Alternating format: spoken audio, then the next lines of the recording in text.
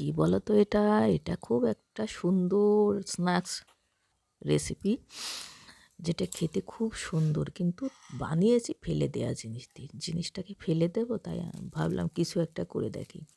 দেখো ভেতরটা, দেখো কি সুন্দর। ওই দেখো দেখো, মচমচ করে আওয়াজ হচ্ছে। আওয়াজ পাচ্ছ বন্ধুরা? আমার চ্যানেলে সবাইকে স্বাগতম। ভিডিওটা দেখতে থাকো, ভালো লাগবে অবশ্যই, আর বানিয়ে খেয়েও। এই নিয়েছি এক আটি মেথি শাক। এই মেথি শাকের ডগাগুলো ছিঁড়ে ছিঁড়ে আমি পরোটা বানাবো। এবার পরোটা রেসিপি তো খাওয়া হয়ে গিয়েছে, এবার কি করব বলো? এই দেখো, এইটুকুটুকু করে ছিঁড়ে নিয়ে আমি এই যে পরোটার জন্য ছিঁড়ে নিয়েছিলাম। এবার মেথি পরোটা তো ভালো লাগে, তোমরা জানো, আর আমার চ্যানেলে তো আছে। তাই এই ডাঁটাগুলো কি করব? এবার ডগাগুলো তো কাজে লেগেছে, ডাঁটাগুলো কি করব? তাই ফেলে দেবো। তাই ভাবলাম কিছু একটা করি। তাই দেখো কী করি, কীভাবে কী করি। একটা স্ন্যাক্স রেসিপি, খুব সুন্দর লাগবে, দেখতে থাকো। চলুন শুরু করি। এই যে ডাঁটাগুলো বেছে একদম গোড়াগুলো বাদ দিয়ে ডাঁটা অংশটা কেটে ছোট ছোট করে নিয়েছি। এবার ওটাকে বয়েল করব। তার জন্য ফ্রাই প্যান চাপিয়ে দিয়েছি গ্যাসে, জল দিয়ে দিয়েছি। জল গরম হয়ে গিয়েছে, এবার ওই মেথি শাকের ডাঁটাগুলো দিয়ে দেব। ওটাকে একটু বয়েল করে নেব। একটু লবণ দিয়ে দিলাম যাতে তাড়াতাড়ি বয়েল হয়, আর লবণ তো লাগবেই পরে, ওই জন্য আগেই দিয়ে দিলাম। রেসিপি ভালো লাগলে লাইক ও শেয়ার করবেন, আর আমার চ্যানেলে নতুন হলে সাবস্ক্রাইব করে পাশে থাকবেন। মেথির ডাঁটাগুলো বয়েল হতে চলেছে, মানে হাফ বয়েল হয়ে গিয়েছে। এবার এগুলোকে নামিয়ে নেব, ঠান্ডা করে মিক্সারে পিষে নেব। ডাঁটাগুলো ঠান্ডা হয়ে গিয়েছে, এবার মিক্সারে পিষে নেব।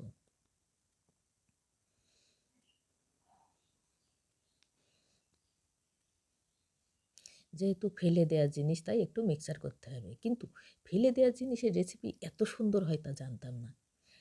এবার এর সঙ্গে কয়েক কুচি আদা দিয়ে দিলাম, দুটো তিনটে লঙ্কা দিয়ে দিলাম, দিয়ে এবার দরদরা পিষে নেব।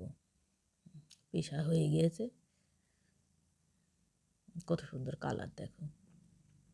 এবার একটা বাটিতে ঢেলে নিয়েছি।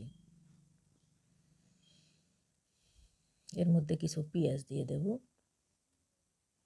ছোট ছোট করে কুচি করে।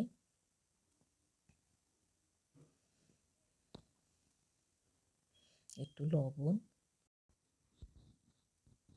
2 চামচ মতো চালের গুঁড়ো, আর 1 চামচ কর্নফ্লাওয়ার, আর 2 চামচ মতো বেসন। কালারের জন্য একটু হলুদ দেব, লঙ্কার গুঁড়ো দেওয়ার দরকার নেই। এবার জিরে পাউডার, ভাজা জিরে, এটা দিয়ে এবার এটাকে মাখাবো।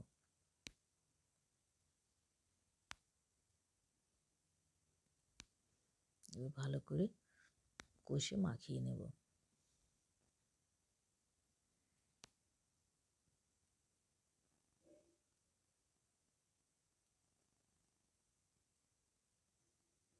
এটা এবার মাখানো হয়ে গেছে, এটা গোল গোল করে, যেমন লেচি কাটে ওরকম করে গোল গোল করে নেব। একটু সাইজ মতো, যার যেমন সাইজ পছন্দ হয়।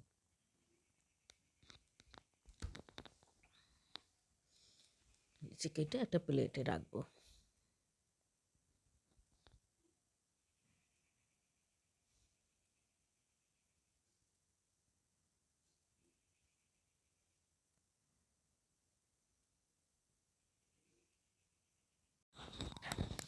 এবারে একটু চালের গুঁড়ি দেব,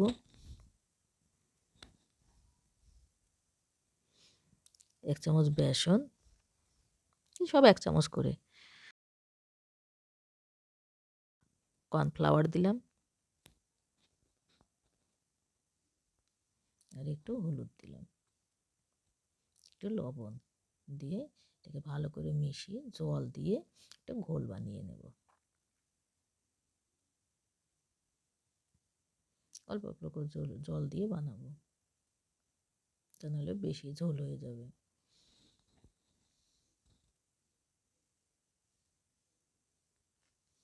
এবার এগুলোকে একটা চ্যাপ্টা করে চপের আকৃতি দেব। আর তার আগে কড়াইতে তেল বসিয়ে দিয়েছি, তেলটা গরম হতে হতে এটা করে নেব।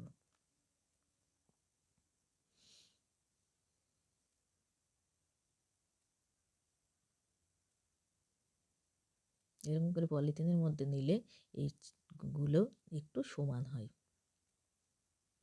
এবার শুকনো চালের গুঁড়োতে এটাকে মাখিয়ে নিয়ে বেসনের মধ্যে ডুবিয়ে নেব, দিয়ে এটা তেলে ভাজবো। তেল গরম হয়ে গেছে, এবার এটাকে তেলে দিয়ে দেবো। ব্যাস, এটা কাঁটা চামচে করে বেসনের থেকে তুললে, মানে ঘোলের থেকে কাঁটা চামচে করে তুললে ভালো হয়। এটাকে এপিট ওপিট লাল করে ভেজে নেব, আর এটা ধিমি গ্যাসে ভাজবো, তাহলে ভেতর বার ভাজাটা হবে। বন্ধুরা, আওয়াজ পেয়েছো কেমন মচমচে হয়েছিল? তাই আমি যেভাবে করছি ওইভাবে করো, তাহলে খুব ভালো হবে।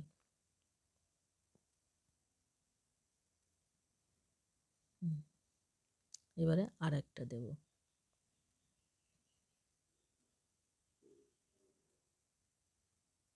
আবার সেই একই চালের গুঁড়োতে মাখিয়ে নিয়ে ওই বেসনের যে ঘোল গুলেছি ওই ঘোলের মধ্যে ডুবিয়ে দেবো। এবার তেলে দিয়ে দেবো কাঁটা চামচে করে।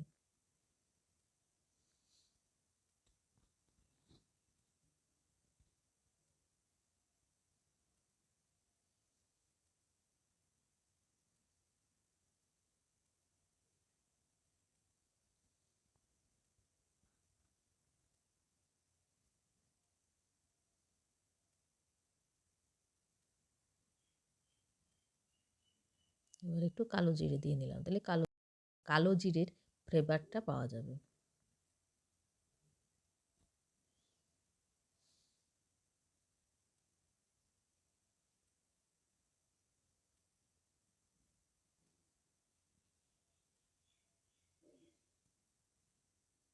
এইভাবে বাদ বাকিগুলো ভেজে নেব।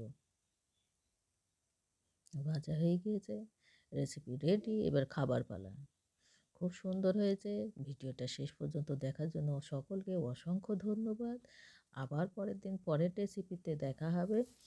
আপনারা সবাই ভালো থাকবেন, সুস্থ থাকবেন। এবার দেখো কেমন আওয়াজ হচ্ছে, আর কত সুন্দর ভিতরের ইয়েটা দেখতে। খুব টেস্টি হয়েছিল। বন্ধুরা বানিয়ে খেয়ে দেখবেন। Tata, bye bye. আবার দেখা হবে কালকের ভিডিওতে।